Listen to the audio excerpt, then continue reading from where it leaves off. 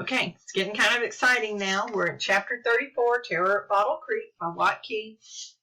Read your book. You need to have a copy. Enough of my speech. Chapter 34. I clung to the tree, delaying what I knew was probably a leap to my death. Rusty snorted again and rubbed his face in the dirt. Get it over with, I thought. I returned my attention to the few remaining trees downhill. There were no more within reach that would support my weight. The only option I saw was a thin hackberry.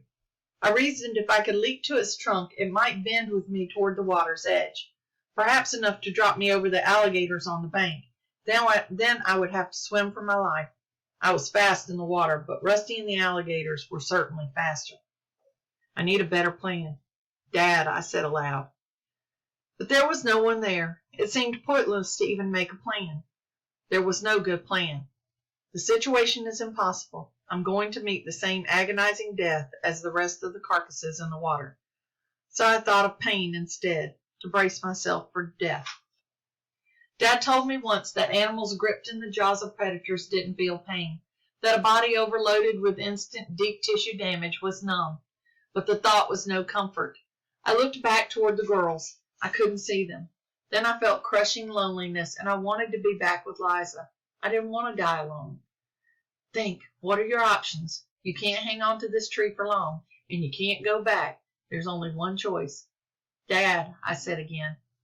I remembered something else he'd told me. Don't thrash. Don't excite them. Don't swim like you're scared. Walk if you can. I looked at Rusty again. His eyes were locked on mine. He won't get closer to the water, not while the alligators are there. I looked again at Rusty. His eyes were locked on me. He won't get close. I'm sorry, I said that twice. Let's try the next paragraph. I didn't want to think about it anymore, any of it. I just wanted it over with. I leapt out and crashed into the hackberry. It gave little resistance and bent and snapped, and suddenly I was in the water, sinking in a cold, murky blur. I felt adrenaline rush through me like an electric shock, and I clenched my teeth and fought it away. I put my arms forward and made a wide, controlled stroke to the surface.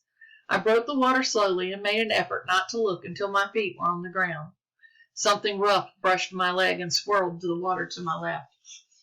Panic flared white-hot inside me. My muscles locked, and I felt my heart drumming in something in a hollow, like something in a hollow barrel.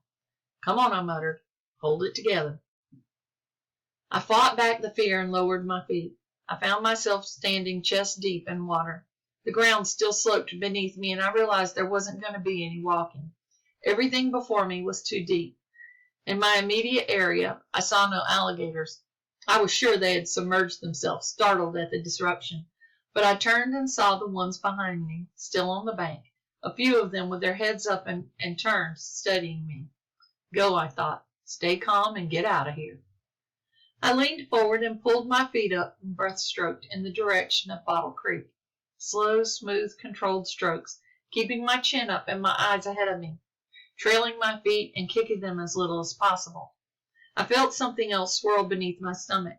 I remained calm, kept moving. Something scraped my chest and threatened to send panic screaming through me again. Then I realized it was just a small tree or the top of a palmetto plant. Keep going. The noises of the mound faded behind me, and then there was nothing but the rain and the wind and the trees. A cottonmouth passed me on the left, head up, looking not for a fight, but a late arrival to the mound. As much as I feared for the girl, I was overwhelmed with relief to be leaving that place. My fear of the alligators faded, and my thoughts returned to my newest problems. I was confident I could swim the mile or so back to the Tensas, but could I find it? Now I had no compass, and everything looked different under floodwater, and if I didn't find my way back, how would I get across the river? Chapter 35. When I arrived at a gap in the trees, I knew I'd reached Bottle Creek. I hugged the water oak to rest and look and think. I sensed it was late morning, though it was hard to know with the sun blotted out behind the thick cloud cover. The storm gusts were louder than as they howled down the break in the swamp canopy like a canyon wind. Other than the break in the trees and the ripples on the surface, there was nothing to distinguish the creek from the rest of the water. It all flowed like one mass to the south. I realized that maybe at least one of my problems had a simple solution. Since the entire swamp was flowing like a river, if I swam perpendicular to the current, my course should take me east towards the Tensas. Using the wind against my face had worked earlier. Now I would use the water the same way. It was rough navigation at best, but even that small clue was enough information to encourage me. I was no longer fearful of the hogs and snakes and alligators. That was something behind me. Now, water and time were my real enemies. I had a lot of dangerous water and not enough time. As if prompting me to move on, minnows nibbled at my tusk one, sending tiny jets of paint up my thigh. I moved my legs again, like waving flies underwater. The swamp wasn't going to allow me even a short rest. "Hang on, girls," I said aloud.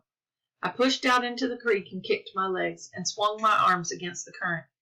Any other time the swim I faced across a mile of flooded swamp might seem like a death threat in itself, but compared to what I'd been through the night before, it was a vacation. I entered the trees on the other side and passed once again into the shadow of the canopy. I kept my head up, breaststroking through the strange flooded land, keeping the current on my cheek, my eyes on the next distant tree ahead. I passed at eye level with squirrels and raccoons and opossums in the treetops. There were no more snakes. There were more snakes and more ants. I didn't try to avoid them. I had no sense of time, no sense of distance. Keep your head up, stroke. Find the tree, stroke. I thought about my mother. For the first time in years, I wasn't angry with her. I just wanted her to be okay. I wanted all of us to be okay. The boil of problems between her and Dad seemed like so much time wasted. I should be glad that she's gone, I thought. Whatever they had just didn't work.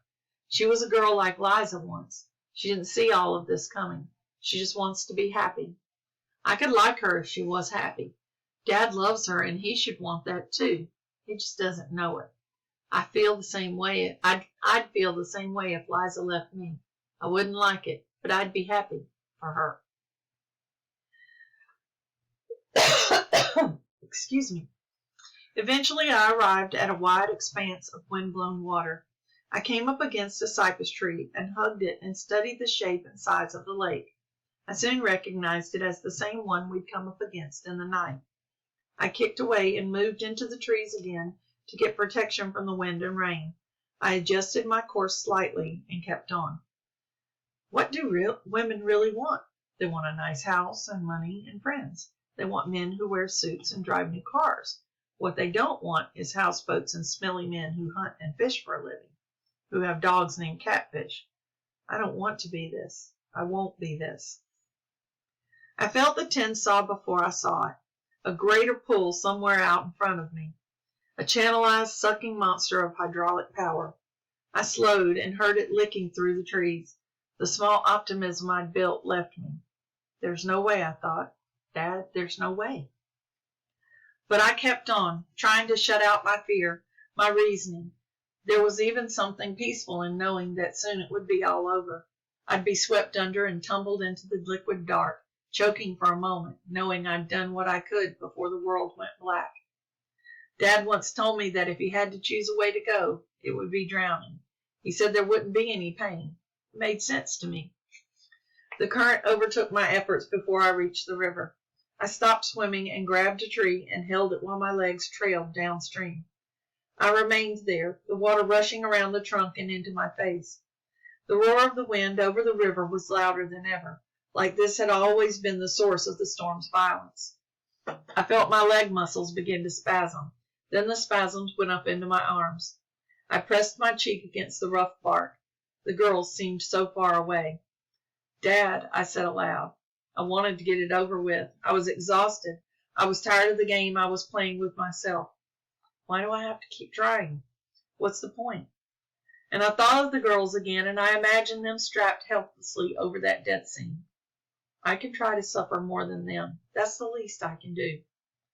I let go of the tree and allowed the current to suck me backwards. I slammed sideways into another tree and felt a sharp pain in my ribs.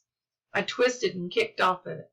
I thrashed from one tree to the next, making slow, diagonal progress toward the giant slurping sound of the water. Suddenly, it was there beside me, the wide royal of it strewn with white flecks of trash and trees.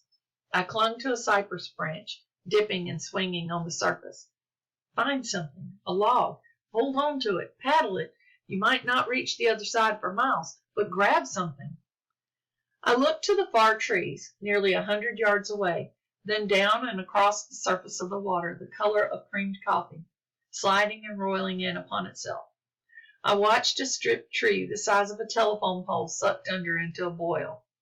Moments later, it reappeared 20 yards downriver, the nose of it rising like a whale, gaining height, finally overtaken by its own weight and slapping back into the water again. I knew it wasn't possible to swim across and survive, but my arms and legs were trembling again. The girls were waiting. Quitting ain't in my blood, and it ain't in yours. The white hull of a refrigerator came bobbing toward me, eager and timely. As it passed, I leapt out and clawed over it, feeling for a handhold. On the opposite side, I found the door splayed open.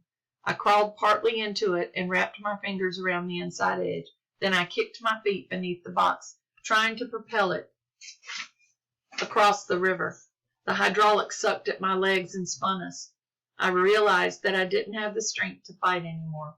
I let my legs relax. I lay my face on the door and tasted the cold, gritty water as it ebbed against my mouth. I'm sorry, I said. And that's the end of chapter 35.